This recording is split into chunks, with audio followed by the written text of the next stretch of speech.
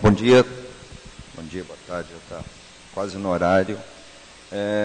A ideia nossa, acho que o Caio já deu uma aula para vocês semana passada sobre funcionamento celular, potencial de ação e tudo, né? Eu acho que, eu não sei se ele falou sobre o ritmo normal cardíaco, mas eu também vou dar uma pincelada rápida aqui para vocês, para lembrar, e depois a gente parte para as doenças principais na estimulação cardíaca, que são as bradiarritmias. As taquiarritmias a gente vai considerar depois, porque é um outro capítulo diferente, quando a gente for falar depois também para desfibrilador. Então, aqui a gente vai falar das bradiarritmias, que são qualquer alteração do ritmo cardíaco com frequência abaixo do esperado, abaixo do normal para qualquer faixa etária. Tá? A ideia, é só para lembrar aqui que o Caio deve ter falado, o funcionamento do sistema elétrico cardíaco que a gente tem na junção do átrio com a cava superior, nó sinusal, as células que correspondem ao trato inter e intraatrial, tá? Pegando átrio direito e átrio esquerdo, chegando no nó AV, que é nosso alho do átrio, e esse nó AV, ele forma um tronco, que é o feixe de His, e esse feixe de His se divide mais abaixo, na região do septo interventricular, no ramo direito, que vai para o ventrículo direito, e o ramo esquerdo, que vai para o ventrículo esquerdo, com as fibras de His por Purkinje. Tá?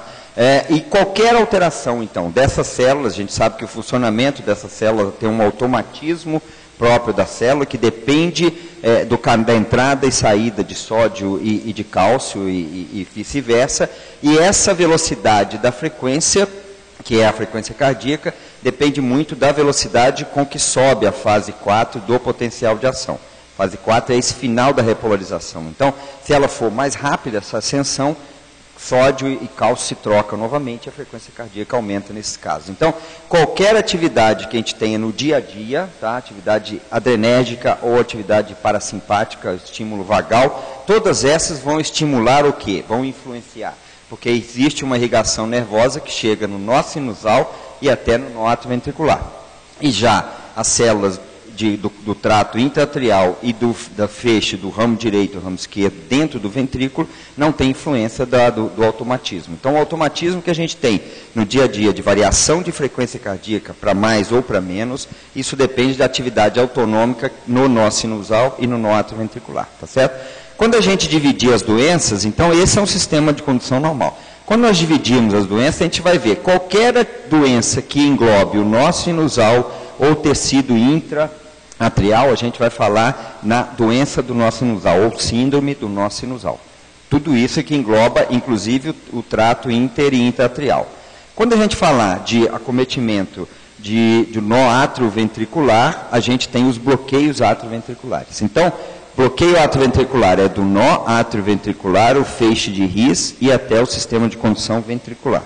Já o nó sinusal, a gente tem nó sinusal e átrio, a gente tem as doenças do nó sinusal ou síndrome do nó sinusal. Então, sempre quando a gente separar essas coisas é fácil. Vocês vão imaginar que falou num bloqueio, qualquer tipo de bloqueio atrioventricular. Se lembrar anatomicamente, nós estamos falando daqui para baixo, ó, tá bom?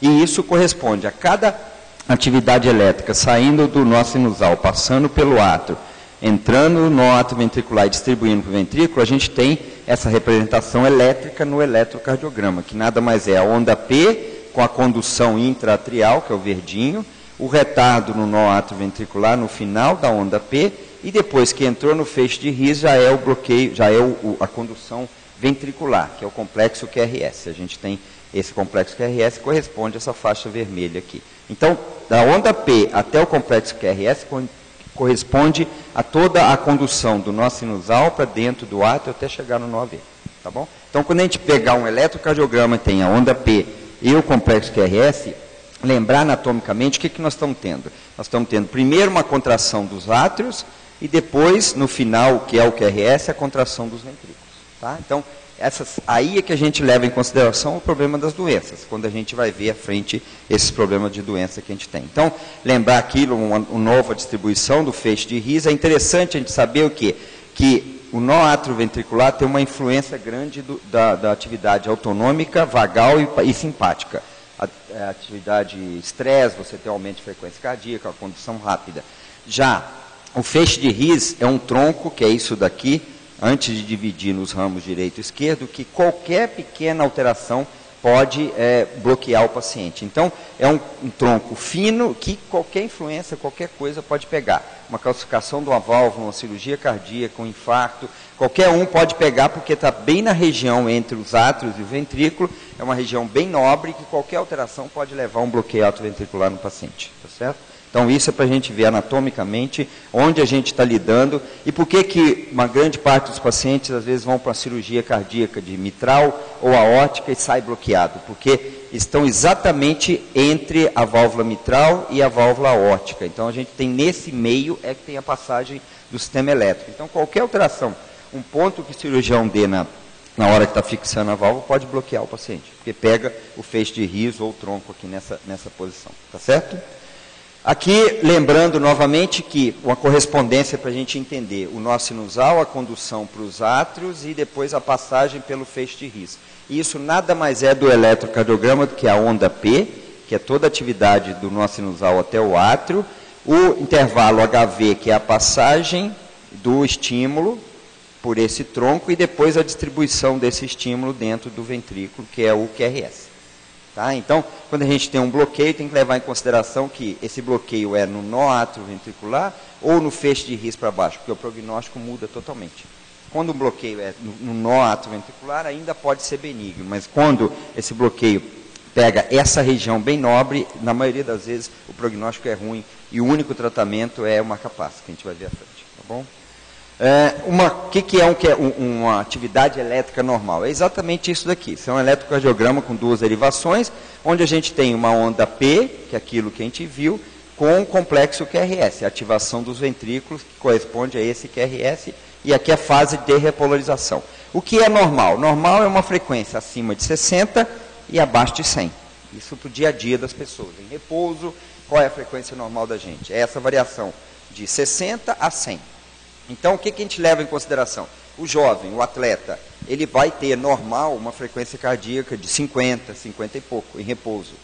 Tá? E também ele pode chegar a 180, 200 fazendo uma atividade. Então, quanto mais jovem, maior a variação da frequência cardíaca. E com isto não é considerado um jovem que tem 50 batimentos por minuto, 48 que faz atividade física, não é considerado doença. Isso é uma bradicardia funcional que a gente fala, tá? Porque depende muito dessa variação da idade e das condições metabólicas, atividade adrenérgica ou simpática naquele momento. O que acontece quando a gente bebe muito, vomita e desmaia? Você faz um reflexo vagal, faz uma bradicardia por essa atividade parasimpática e é onde tem as bradicardias que a pessoa desmaia. Então isso tudo é fisiológico, é funcional. Tá? Então, interessa para a gente você pegar um eletro de um paciente com uma bradicardia, mas se você levar em consideração o contexto, a idade, o que ele estava fazendo, se toma remédio ou não, para a gente considerar como doença ou não essas alterações, tá bom? Então, a gente tem isso, é um Holter, uma variação de frequência cardíaca de um paciente, a gente tem frequências cardíacas médias de 60 a 80, durante o dia todo, num período das 18, 19 horas até a 20, chega a 180, e depois, dormindo, chega aqui a 40 batimentos, ou 30 e poucos batimentos. Isso é uma variação funcional, que a gente vai esperar de um paciente desse, é um jovem. Isso é um cara, um atleta, um jovem que tem essa variação. Então, você tem dormindo 30 e poucos de frequência, a gente vê muito isso em atletas profissionais, o Holter desses jogadores de vôlei, que tem um impacto, uma atividade isométrica muito grande, esses caras dormem com 28 de frequência cardíaca aí, tranquilamente. Então, isso é normal, não é motivo da gente pensar em colocar marca-passo num paciente desse, que assusta muitas vezes, mas é aquilo ali, não, acordou, a frequência sobe e o cara desse faz 200 batimentos por minuto. Então, isso é normal, você tem que levar isso em consideração, para considerar como uma atividade, uma bradicardia funcional apenas nesse momento, tá? Já uma bradicardia decorrente de doença, o que é? A gente tem um eletro com 12 derivações, de V1 a V6, e aqui a parede inferior que a gente tem. A gente vê uma alteração, uma bradicardia importante desse paciente, tá? Uns 50 de frequência, entretanto, existe uma doença levando essa bradicardia. O que é? Um infarto, um supra do segmento ST na parede inferior, ó. Tá certo? Então, esse é um infarto levando uma bradicardia. Então, essa é uma bradicardia de doença, não é funcional. O infarto está isquemiando o nó sinusal do paciente, que pega a parede inferior, por isso que é um infarto inferior. pega a parede, pega o átrio e está causando uma bradicardia junto com a isquemia que decorrente desse infarto. Então, isso é uma doença, ó, é uma bradicardia que, nesse caso, não é funcional. É decorrente de uma doença mesmo, tá bom? Já outro aqui, a gente tem, mesma coisa, o infarto, uma fase mais avançada, se a gente deixar aquela bradicardia, e pelo grau de isquemia, uma parede inferior também, um infarto inferior bem grande, ao supra de ST bem grande, e qual é a diferença? Que a gente tem ondas P's, e tem essas bradicardias, que é um bloqueio atrioventricular. A gente vê umas ondas P, vou mostrar para vocês depois, a onda P dissociada do complexo QRS. Então, esse paciente está numa fase mais avançada. Aquela bradicardia que a gente viu no eletro anterior, está virando uma bradicardia agora por um bloqueio atrioventricular. Porque a isquemia está tão intensa que praticamente isquemiou o nó atrioventricular ou feixe de riso e o estímulo não está passando. Por essa isquemia decorrente deste infarto aí, tá certo? E agora é só para lembrar, para a gente voltar, ó, qualquer doença dentro do átrio do nó sinusal, doença do nó sinusal.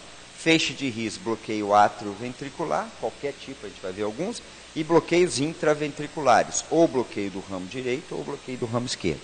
Aí são bloqueios intraventriculares só. Próximo aqui. Então é isso daqui que a gente vai ter, ó. Características de doença. Doença do nó sinusal. Já que a doença é do átrio, a gente espera que não tenha o quê? A onda P. A onda P, porque é o átrio e a doença do nó está pegando o átrio ou o nó sinusal. Então a gente vai ver um eletro do paciente com doença do nó assim, ó. P, QRS. Depois você olha a linha isoelétrica, você não vê nenhuma onda P, ó. Está bem retinho. Aí tem uma outra onda P aqui com condução para o ventrículo. Essa é uma doença que pega apenas o átrio, o nó sinusal ou o tecido dentro do átrio. A gente não vê as ondas P's, mas também não vê o ventrículo, porque não tem um escape adequado nesse paciente. Então, se não começou o estímulo aqui em cima, numa capaça natural, não desceu nada, o ventrículo também não despolarizou. Então, ficou parado. Por isso que dá essa pausa absurda, pausa grande aqui, que normalmente leva um doente a ter um desmaio. Tá? Já os bloqueios atrioventriculares é o contrário. A gente vê várias ondas P, ó, uma onda P aqui, tem uma aqui dentro, outra aqui, outra aqui, ó. E qual é a diferença? Está dissociado o átrio, que são as ondas P, dos ventrículos. Então você vê atividade ventricular numa frequência baixa, já uma atividade atrial numa frequência maior. Então você tem um átrio batendo a 100 por minuto, se você medir aqui, dá 100, 90 por minuto, dessa onda P até essa, só que o ventrículo está a 40 por minuto. Então, o estímulo que está chegando do átrio no átrio ventricular, aquilo que a gente viu, aquele amarelinho lá, está bloqueado. Não está passando. E com isso, o ventrículo aparece um escape baixo, que é um escape ventricular, abaixo do bloqueio. Por isso que a frequência é baixa. E quanto mais baixo é esse escape, maior o risco do paciente ter uma sistolia. Porque esse escape chega uma hora que ele não consegue mais. Ela não é uma célula preparada para ter um automatismo normal como o nó sinusal. Então chega a hora que aquela célula cansa e o doente faz a sistolia, onde ele morre, de um bloqueio atrioventricular, tá bom? E já o paciente com bloqueio intraventricular, a gente vê tanto bloqueio atrioventricular nesse paciente, ó, tem uma onda P bloqueada, quanto o QRS já tem um padrão de bloqueio de ramo esquerdo. Isso, para a gente, no dia a dia, é um prognóstico ruim, porque além do doente já ter bloqueio atrioventricular, a gente vê uma onda P bloqueada aqui, a outra aqui, ó, ele tem bloqueio de ramo esquerdo. Então, significa se esse doente depender de um escape, porque se ele bloquear de vez e depender de um escape, o sistema de condução dele está mais doente até do que esse de cima aqui, que o QRS é bem estreito. Tá bom? Então, isso tudo é progressivo. Você vai olhar o nó sinusal descendo, quanto mais baixo a doença do ventrículo, do nó atrioventricular e do ventrículo, pior o prognóstico do paciente. Maior chance dele ter morte por assistolia, que é esses doentes que a gente tem que correr no dia a dia para corrigir, tá certo? A disfunção do nó sinusal ou a doença do nó sinusal, que a gente vai abordar primeiro, lembrando que a função do nó sinusal depende de fatores extrínsecos, sistema nervoso autonômico, condução entre o nó sinusal e o átrio, que é o tecido, aqueles tecidos intraatriais, tá? E o automatismo da célula. Isso tudo pode sofrer influência de qualquer coisa, de medicamentos, de isquemia, de atividade adrenérgica, uma uma hipertensão intracraniana pode levar o paciente a ter uma atividade vagal muito grande e o paciente fazer bradicardia severa com uma hipertensão intracraniana, pós-trauma, alguma coisa. Então, tudo isso a gente tem nesse tripé da função sinusal, essas influências. Ó. E além de qualquer coisa, qualquer remédio que você possa dar que haja nesse ponto. Tá? Então, sempre a gente procurar algumas doenças, a etiologia da doença do nó, causas reversíveis, ó, hipotermia, hipertensão intracraniana, mixedema de paciente com hipotiroidismo grave, tá? Hipercapnia, hipercalemia, potássio, tanto baixo quanto alto, pode dar alterações de bradicardia nos pacientes, tá bom? E drogas, principalmente isso daqui, ó, que a gente usa e vê usar muito no dia a dia. São pacientes hipertensos, usando beta-bloqueador, bloqueador de cálcio, lítio, amitriptilina, clorpromazina, que são drogas antidepressivas. Muito paciente com idade que tem hipertensão, tem depressão. Então, você tem uma combinação perigosa de drogas antidepressivas com antihipertensivas, que levam os doentes a ter bradicardia severa, às vezes. Severa de ter síncope, você tem que tirar os remédios e estudar o que vai dar para esses pacientes para corrigir. Mas a vantagem é que são causas reversíveis. Você pode mexer aqui que não precisa, a princípio, de tratamento. Tá? E causas irreversíveis. Você pode ter a degeneração do sistema sistema de condução natural da idade, acima de 65, 70 anos, uma grande parte da população tem uma degeneração natural, ou pacientes com cardiopatia hipertensiva, isquêmica e chagásica. No nosso meio a gente tem muito chagásico, já o americano muito isquêmico. Tá? Isquêmico por quê? Você tem lesão do sistema de condução pela própria isquemia e o chagásico pela própria doença de Chagas, que pega tanto o músculo quanto a parte elétrica. Então a gente tem o Chagas arritmogêneo, que só pega o sistema de condução, ou Chagas de insuficiência cardíaca, que pega o músculo também, tá bom? Então, tudo isso é procurar. O diagnóstico da doença do nó sinusal, basicamente feito por um eletrocardiograma de repouso, na grande maioria, tá? Ou Holter de 24 horas. Não precisa essas avaliações funcional, autonômica, estudo eletrozoológico, praticamente a gente nem faz isso mais, porque não precisa. Você, com um bom acompanhamento, eletro, e Holter de 24 horas, e até um teste ergométrico, que a gente vai ver por quê, a gente define o padrão de uma doença do nó sinusal e o momento de indicar marca-passo para esses pacientes, tá certo? A gente vai ver, o eletro é isso, o doente com uma bradicardia teve uma síncope, ele chega, faz um eletro, o cara está fazendo 40, 50 de frequência, um paciente com 80 anos de idade. Essa frequência é baixa para esse doente. Provavelmente, não tendo droga, não tendo nada reversível, esse doente com a síncope, ele provavelmente está fazendo bradicardias importantes por uma doença do nó, e aí a gente vê, a gente correlaciona a bradicardia do paciente com o quadro sincopal. Tá? E se não tem nenhuma causa reversível, é um candidato pela síncope a pôr o marca-passo. Tá? Outro doente também com história de síncope, inclusive, isso é um Holter de 24 horas do paciente, que neste momento, ó, você está vendo aqui, o paciente tem complexos QRS acelerados, aqui, ó, esse aqui é RS, aqui é onda P, que a gente fala onda F, né, porque aqui é um flutter atrial, tá? Com condução variável e frequência rápida, e de uma hora para outra ele sai da arritmia espontaneamente, faz um batimento normal, a onda P com QRS, e depois a onda P do paciente desaparece totalmente, ó, e fica dependendo de um escape do ventrículo. O que é essa linha de base mexida aqui? O doente desmaia essa hora. Por isso que a linha de base, quando você vê o eletro, está mexendo assim, ó, porque ele acabou de ter uma pré-síncope, segurou, então mexe os eletrodos, e é muito típico, a gente vê no Holter esse movimento quando o doente está na bradicardia, ou mesmo caindo. Você vê o traçado todo mexido, significa que o doente apagou nessa hora. Tá certo? Então, por quê? Ele vai perdendo o débito cerebral, ele vai desligando em 4, 5 segundos, você tem um apagão, você tem o desligado do cérebro, quando não tem fluxo, não tem mandado fluxo, ainda mais com a idade. O jovem tolera mais. Quanto mais jovem, tolera mais. Mas o paciente acima de 80, 85 anos de idade, ele não tem a variação, o tônus regulatório de fluxo cerebral, então ele cai mesmo, com 5 segundos ele cai e apaga, tá bom? Isso é síndrome bradiTAC, que ele está acompanhado do período de bradicardia com o período de taquicardia. Esse é o top da doença do nó. O paciente que faz TAC e ao mesmo tempo, quando sai da taquicardia, ele sai com brad severo, tá? E o teste ergométrico também ajuda em que sentido?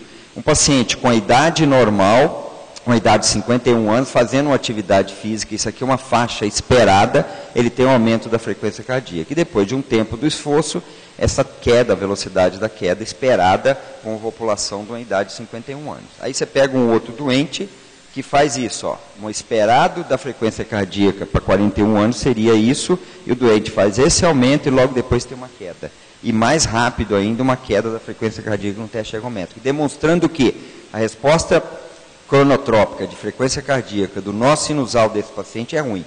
Isso aqui não é com a descarga adrenérgica que você está dando, sobrecarregando o nó sinusal, porque você está fazendo um esforço, essa resposta tinha que ser uma resposta esperada como essa.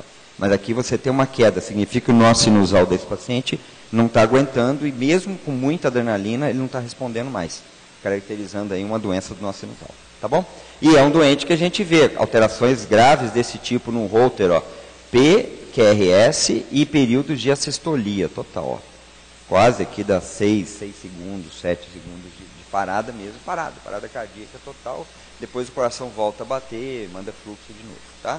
Mesma coisa, ó, eletrocardiograma, sempre quando a gente vê que a linha de base está ISO, não tem onda P, a gente está caracterizando um eletro de uma paciente com doença do nó. Mas se você vê uma parada, uma pausa dessa, com um monte de onda P, a gente vai ver à frente, sem QRS, aí sim, são os bloqueios atroventriculares, tá bom? Mesma coisa, se é um Holter contínuo de um paciente, ó, batimento normal, parou, aí continua aqui embaixo, parado, e aparece um escape aqui. Não tem jeito um doente desse não desmaiar. É impossível humanamente, porque o cérebro, chegando aqui, o cérebro do paciente já está apagando. Ó. Aí você tem mais isso, ele cai, tem até convulsão, você tem até síncope convulsiva por baixo débito mesmo. Não chegou nada no cérebro, o paciente tem convulsão. Tá? Outra coisa, ó, aquilo que eu falei, ó, uma taquicardia, uma fibrilação atrial com pausa, e essa pausa continua, a linha de base mexida aqui, ó, provavelmente o doente nessa hora ele caiu. Tá? Essa é uma característica que a gente vê muito em paciente com doença do nó. Tá? Mesma coisa, ó, a P's, a gente vê o QRS bonitinho, com as ondas P's aqui, ó, tá? Só que momento do nada, sem pródromo, sem nada, o doente faz essas pausas. Então, se a gente não vê na linha de base a onda P, é uma doença do nó sinusal. Então, é fácil de, quando vocês começarem a ver eletro, procurar a onda P, não achou e tem o QRS, provavelmente é uma doença do nó que a gente tem. Tá bom? É isto, aqui mesma coisa, ó, doente também com linha de base alterada. A fibrilação atrial, que é quando o átrio está muito doente, ele perde a contração normal e fica tremendo, fica fibrilando mesmo o átrio. Então você tem praticamente o átrio não contrai, com uma velocidade muito rápida, que dá essas ondinhas aqui, ó, cada ondinha dessa, isso dá 400 por minuto. Então é como se o átrio estivesse chacoalhando. Isso é a característica da fibrilação atrial. Tá? Fibrilação atrial, você tem essas alterações e tem o doente que ela pode conduzir rápido, mas tem doente também que tem a doença, além da fibrilação atrial, tem a doença do nó AV que bloqueia essas ondas. Então o paciente faz bradicardia também. Então esse é o paciente com fibrilação atrial com doença tanto do átrio quanto do nó AV, porque o estímulo a 400 por minuto não está passando praticamente nada aqui. Tá bom? Mesma coisa, a fibrilação aqui do paciente, com a linha de base. A característica da fibrilação atrial é isso, ó, é um tremidinho fino, tá, que você não vê aquelas ondas P típicas, e com frequência ou rápida ou alta é a característica da fibrilação. E para tratar, a gente sempre procurar alterações funcionais, etiologia reversível e sintomas de baixo débito. Então, tem síncope e tem alteração desse tipo, indicação, marca-passo. Não tem escapatória, você pode tratar agudamente os pacientes na emergência com uma dopamina, para aumentar a frequência, com atropina, mas o tratamento definitivo é tanto o marca-passo transvenoso, quando é uma emergência, o transcutâneo, e depois colocar o marca-passo definitivo, para corrigir essas alterações dos pacientes. E o marca-passo, a gente sabendo que a doença do nó sinusal pega o átrio, então qual é o ideal? É você pôr um eletrodo no átrio, e esse eletrodo, pelo marca-passo, que é um computador, ele vai sentir. Não aparecer o batimento, o aparelho, que é o marca-passo, joga o estímulo e o átrio, isso conduz para o ventrículo. Então, esse é o marca-passo mais funcional, o eletrodo no átrio, onde tem o problema. Mas a gente viu que tem doentes que têm fibrilação atrial, mas também tem bloqueio no coração. Então, se você tem esse bloqueio no coração, você precisa pôr o marca-passo átrio-ventricular. Um eletrodo no ventrículo, um eletrodo no átrio. Por quê? Às vezes o bloqueio, você está com o átrio doente, mas tem um bloqueio aqui também no feixe de His. Então, não adianta você corrigir o estímulo do átrio se o estímulo não passar pelo ventrículo. Então, você tem que pôr o marcapasso atrioventricular, que a gente fala aqui, DDD. Tá bom? Então, a terapêutica é simples, desde que você defina bem o papel desses pacientes e sabendo que a doença do nó sinusal ela é mais benigna do que os bloqueios atrioventriculares. Se a gente for ver em termos de mortalidade, a sobrevida do paciente sem marcapasso e com marcapasso, praticamente é a mesma coisa. Então, morre pouco o doente. Ele desmaia mais, ele machuca mais, mas ele morre pouco. Por isso que em 5 anos, sem e com marcapasso, é praticamente a mesma coisa.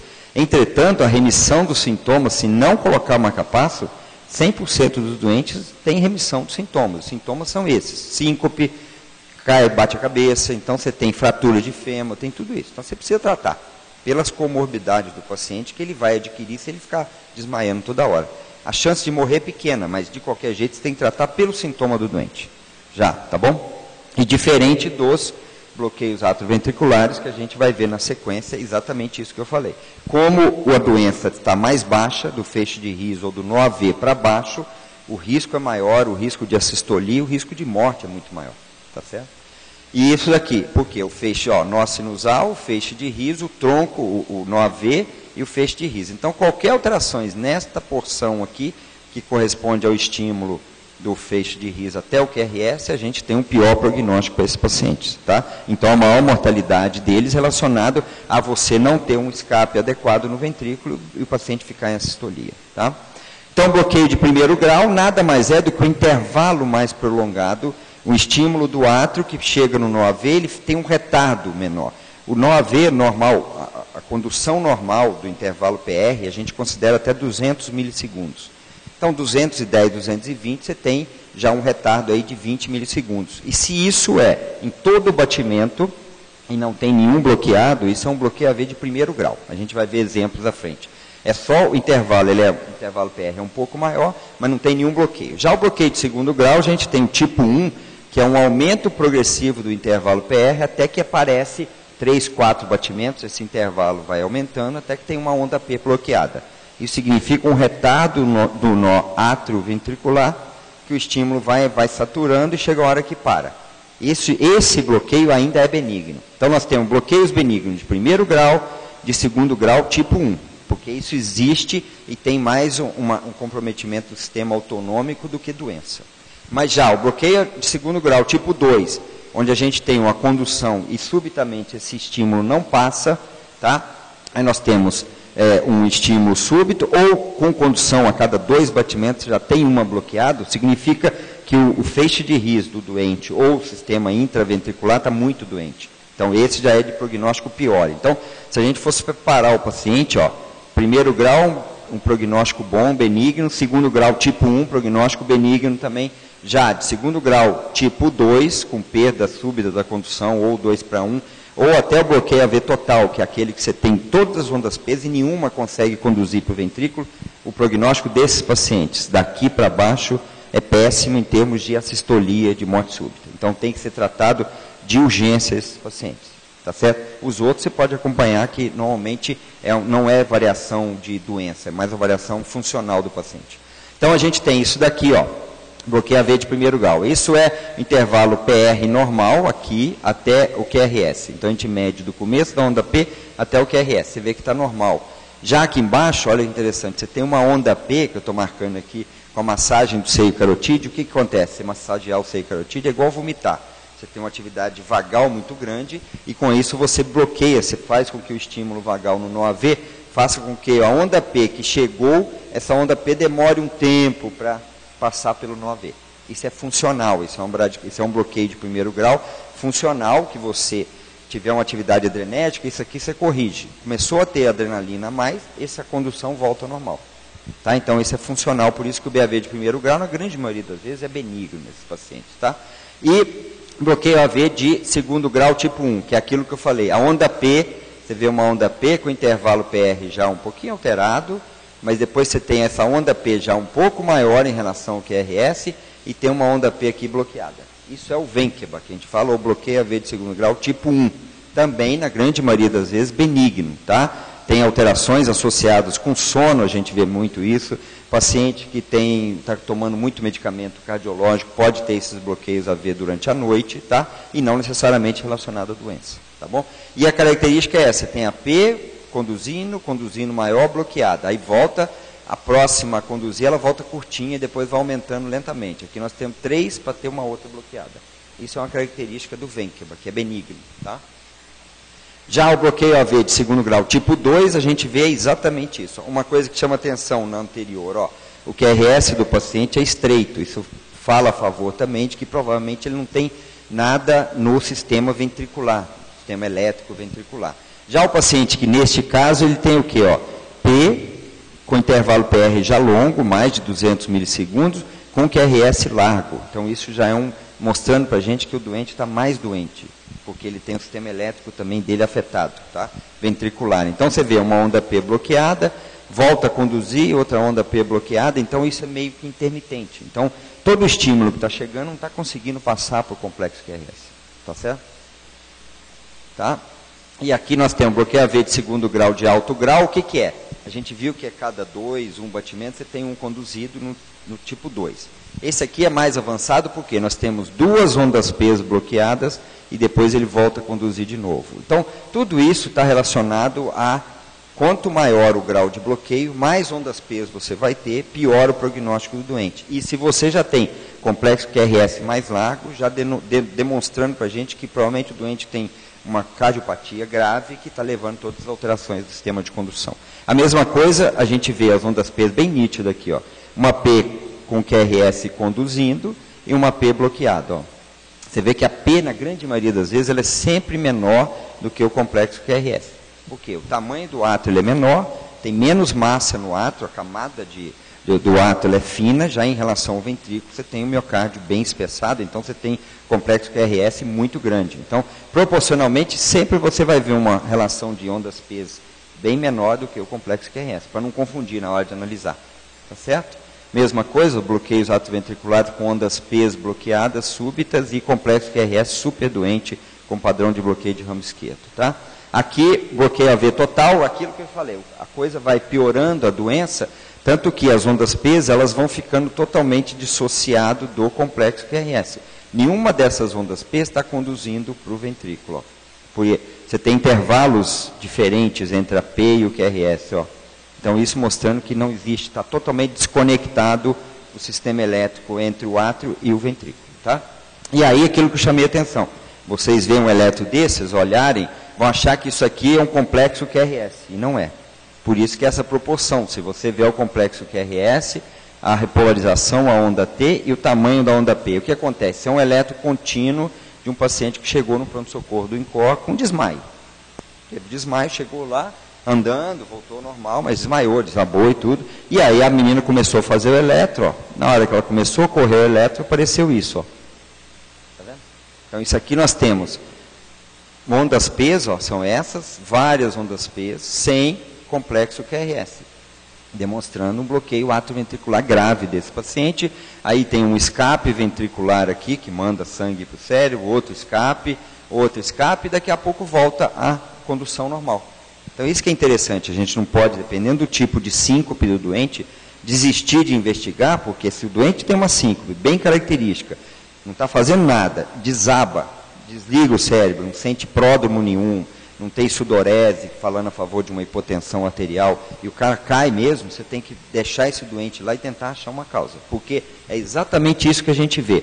O doente do nada, chega normal, faz um eletro, você pegar um eletro normal dele, faz, ó, tá normal, pode ir embora. Ele vai cair na frente de novo. Então, por isso que é interessante a gente saber que, quando tem essas síncopes de desliga, liga mesmo, o doente cai e não sabe o que aconteceu, tem que pensar sempre nesses bloqueios atrioventriculares graves desse jeito, ó. Porque aí não tem jeito, o tratamento é correção mesmo. E aqui um outro eletro para mostrar para vocês, ó, o bloqueio AV de primeiro grau, intervalo PR longo, mas sempre após a onda P você tem o complexo QRS. Já o de segundo grau, tipo 1, você tem a onda P, esse intervalo PR vai aumentando até que você tem uma bloqueada aqui. E já o de segundo grau, tipo 2, subitamente você tem uma onda P sem condução, depois de novo. Então, prognóstico, a gente vai vendo que esse prognóstico do paciente vai piorando de acordo com quanto mais ondas P bloqueadas, pior. E quando tem o BAVT, você tem a dissociação total do eletro, porque o átrio não tem comunicação nenhuma no sistema elétrico entre o átrio e o ventrículo. Tá bom? Tratamento sempre dos bloqueios, a gente procurar, como da doença do nó, procurar causas reversíveis. Reversíveis seria a principal delas, infarto agudo do miocárdio e, principalmente, essas outras não, mas drogas, que podem estar levando o paciente a ter um bloqueio. Droga antiarrítmica, o doente tem uma fibrilação atrial, toma amiodarona, toma beta-bloqueador por causa da fibrilação atrial, pode bloquear. Então, você tem que suspender e ver como vai tratar a fibrilação atrial, porque você não vai tratar uma fibrilação atrial causando outro problema no doente. Então, você tem que estudar o que vai fazer para esse doente. Então, as principais causas reversíveis são isquêmicos e drogas, que podem estar interferindo na condução do sistema atrioventricular. Tá bom? E lembrar, quando o bloqueio AV de primeiro grau, a chance de progressão para uma doença mais avançada é muito baixa. Ó. Então, por isso que a gente não tem medo em pacientes com bloqueio AV de primeiro grau. A gente mesmo dormindo, se fizer Holter, a gente faz bloqueio AV de primeiro grau, todo mundo. Se fizer um Holter, vai ver lá que à noite a gente tem bloqueio AV de primeiro grau, simplesmente por causa da atividade parasimpática que a gente tem. E já os bloqueios AV de segundo grau, quanto mais avançado ali que a gente viu, mais bloqueios, mais ondas P bloqueadas, maior a necessidade de implante de marca-passo para esse paciente por causa disso. Você tem uma doença que está progressiva, pegando o sistema de condução e levando os pacientes a ter o risco de assistolia, tá bom? E aqui... bloqueio AV com QRS, a gente vê várias ondas P com QRS largo, a mesma característica de bloqueio, aquele doente que a gente viu anteriormente, aqui aquele que a gente viu, mas esse levando em consideração que aqui tem uma causa reversível. Então, não necessariamente esse paciente vai precisar de marca-passo. Se você corrigir o infarto agudo do miocárdio, numa fase hábil, que não levou à necrose do músculo, você tem uma chance grande de que esse bloqueio que esse doente desenvolveu neste momento, o bloqueio AV total, corrigindo a isquemia, ele com o tempo, 4, 5 dias, até 14 dias a gente pode esperar, ele recupera a condução do nó sinusal ou a condução do nó atrioventricular e ele não precisa do marca-passo. Se chegar nessa fase de 14 dias de um infarto grande como esse e não saiu, a chance é muito pequena e provavelmente a isquemia que esse doente teve, ele lesou e necrosou o sistema de condução do paciente. Então, aí ele não consegue escapar do marca-passo nessa hora, tá bom? E lembrar aquilo sempre, que a lesão do feixe de His ela é mais evidente intra-His ou abaixo do His, significa no ventrículo, nos pacientes com bloqueios mais avançados, tipo 2 e terceiro grau. Então, quando a gente tiver esses tipos de bloqueio no eletro, a gente sabe que provavelmente a lesão está no feixe de His ou abaixo dele. Então, por isso que não tem como escapar de marca-passo, tá bom? Aqui é a mesma demonstração de eletro, e aí o tratamento do marca-passo, que nada mais é um computador que fica controlando a frequência cardíaca e essas atividades de onda P e QRS. Faltou uma delas, o aparelho joga o estímulo ou para o ventrículo ou para o átrio, dependendo do que não apareceu. Por isso que o marca-passo atrioventricular, você tem nos bloqueios atrioventriculares, você tem que colocar necessariamente o eletrodo no ventrículo, porque o problema é no ventrículo, tá? Não é mais no átrio. Então, você tem que garantir que o estímulo no ventrículo saia do aparelho, do gerador, e passe pelo condutor, que é o eletrodo, e seja na ponta dele estimulado o músculo. Tá bom? Aí você tem essas opções terapêuticas de eletrodo só no ventrículo, eletrodo atrioventricular, que é o mais fisiológico. Você sente a onda P, o paciente está fazendo uma atividade física, sentiu uma onda P, essa onda P não passou pelo feixe de His, o eletrodo contou um tempo, não sentiu, ele joga a espícula e ativa o ventrículo também. Então, esse é o marca-passo mais fisiológico que a gente tem, porque ele controla tanto o átrio quanto o ventrículo. Esse é o ideal. Tá certo?